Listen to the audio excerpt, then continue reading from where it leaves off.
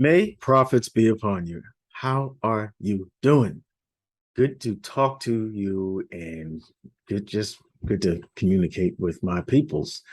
Okay, we're going to take a look at the US dollar index, the most important of all of the currencies because it's going to shake and bake all of the currencies, right? Even those that are not in the Dixie basket, all right, the US dollar index basket of uh of currencies, it still affects them because the US dollar weakness or strength determines risk on and risk off environments in the markets. Okay. And we have to make note of it. Now, this week, we're going to be reactive, man. I'm on some reactive stuff for the week ahead because on Wednesday, we have FOMC. Boom. All right. Big time. Now, two things to make note of. Is it going to be a 75 basis point hike or 100 basis point hike? All right. We've seen what happened when the CPI data came out and inflation came in a little stronger than it was than expected, right? And the Feds and the talk became they may even get even more hawkish with the interest rate hikes. All right. Instead of a 75 basis point, they may go 100 basis point. Now, if that happens, we're going to see a lot of strength coming into the US dollar. And that's going to affect the markets to a hard risk off environment. And you're going to see the equities shooting down. It looks like it might be capitulation. And it's not going to spell good things for riskier assets. All right. If the Fed takes the 75 basis point, we're likely not to see that push to the upside, that strength into the market like it has in the past, because of the way it reacted to just the hint of 100 basis point move last week. Just the hint of it caused a plunge in the equities.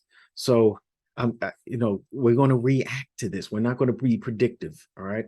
So I would take an if this, then that. If this, then that approach. Okay.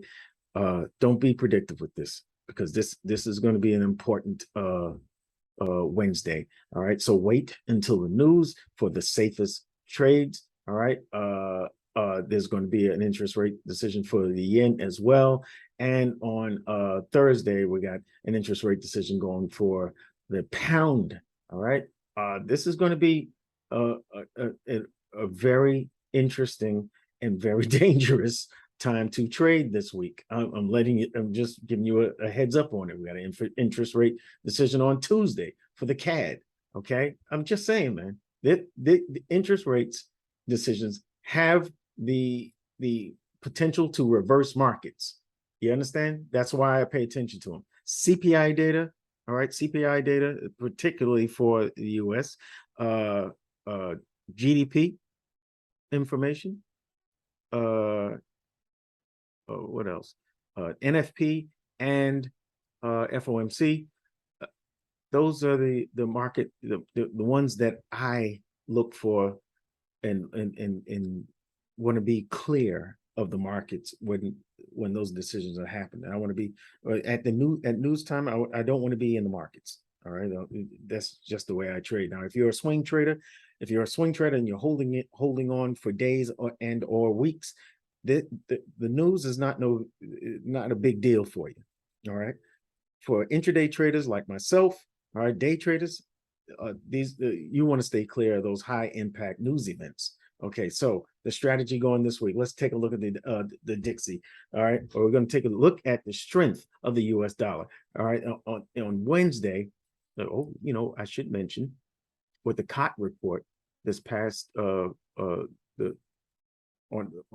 of the 13th of last week, big banks were up 79%. That's a lot. All right, this is where my antenna goes up when you start to get to 75 and better, 75% and better, where the sentiment of the big banks are leaning one way or the other. They are leaning in the way of longs for the US dollar. Okay, they're leaning in the way of longs for the US dollar. So uh let's bear that in mind. Okay, something just to keep in mind. All right, on the weekly, you can see price is very bullish. All right, this is a full-blown bullish market. We have a break of structure to the upside. That just means that just confirms that we are bullish, period. All right, we have a zone down here, a weekly demand zone. We have a fair value gap that has yet to be filled. We are at the top of this trading range, all right, near the top anyway. And price has poked its nose down in here, but is that a 50% retracement? Maybe just shy of it. Okay, and what do we look for? We look for a 50% or better retracement so that we can look for areas to take long positions. If price does correct into the FOMC, I expect that correction quite possibly to see some near-term pullback into the discount range of this the discount zone of this the trading range down here, where we want to take long positions. I'll get into that a little bit more. All right, let's go to the daily. On the daily, we can see that price is still bullish. All right, and we have, let me turn on the daily view. We have a break of structure to the upside. Okay, and here I did point it out with the weekly situation, the weekly time frame, that we have, sorry, that we have contact. The only reason why we pulled back when we made that high is because we made contact with the weekly supply. All right, weekly supply, put price down. All right, and what I look for when price is pulling back, I look for a significant break of structure. We didn't break this low. All right, we didn't break this low. Yeah, we had a very significant pullback, but look at the trading range here. I have this trading range, 50%, the top 50%, the bottom 50%. We're talking about the discount and premium. We are in the premium. This is where you want to take shorts, and discount, you want to take longs, right? Now, we had that reaction. We had the pullback. See how we're just shy 50%? All right, that's just shy of the EQ, all right, the equilibrium of this trading range. That's this area here, right? We want to be in premium. This is where we want to take shorts. The only way I will take longs in premium is if I have confirmations, all right? And what would give me confirmations to take longs? Price has the fair value gap here too, and likely it may be filled, right? I'll be looking for price to come down here as it trades down into Wednesday, into the FOMC. And if that happens, I'm looking for price to give confirmations that it wants to go higher. All right. And what would take it higher? I suspect it will be that 100 basis points Fed hike, right? But we are responding right now to supply. All right, so price could pull down for a deeper retracement. All right, and maybe go into discount down here where we have that fair value gap, as I already pointed out earlier.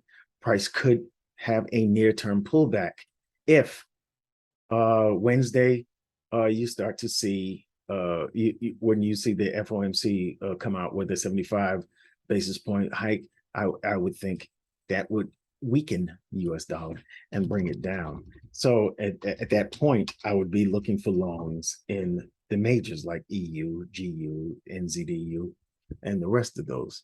All right. Now, let's go to the weekly. And the weekly is where we're going to see some details. All right. You see how there is a bit of an uptrend in, I just have this for illustration purposes. I don't take entries or exits or whatever from any trend lines, not at all. and I don't recommend it. But the possibility of a third touch along this line coincides with the demand zone that is down here. If price finds weakness going into Wednesday, I would see this as a possible bull flag, right? For price to find its strength here once it reaches the demand zone, fills in the fair value, and mitigates the demand zone. We could see strength come back into the zone and come back into the currency and take out the highs for price to continue higher. We'll see. I mean, we're going to look on Wednesday and see what happens. Now, between Wednesday and Monday, when you see these interest rate decisions, I look for the opposite kind of movement to what may happen on the day of news.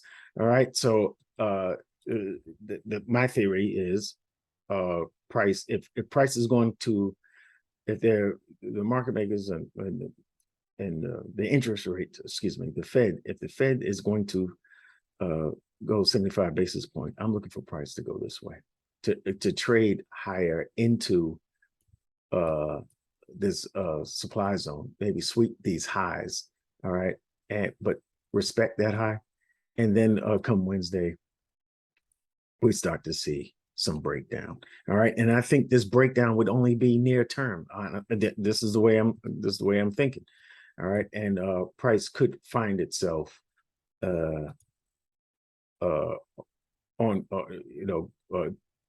finding its footing here and then turning around. I'm looking for short-term weakness to enter the US dollar if we start to see price drift up higher and up until Wednesday. Got it? And if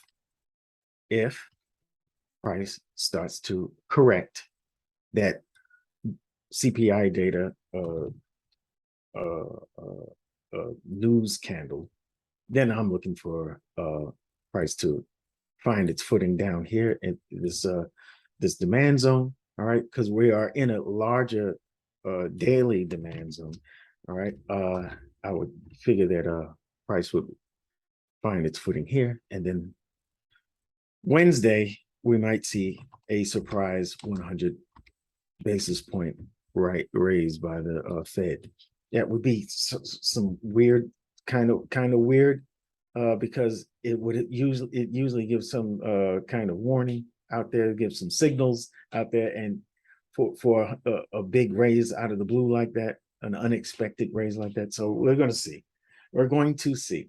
All right, but I'm going to ask you to be cautious and not jump into anything. All right, and have an if this then that approach. Okay. And this is an interesting range for a price to be in. So expect manipulating the highs and manipulation of the lows before the actual move. All right. So don't get caught. Don't get caught in this. All right.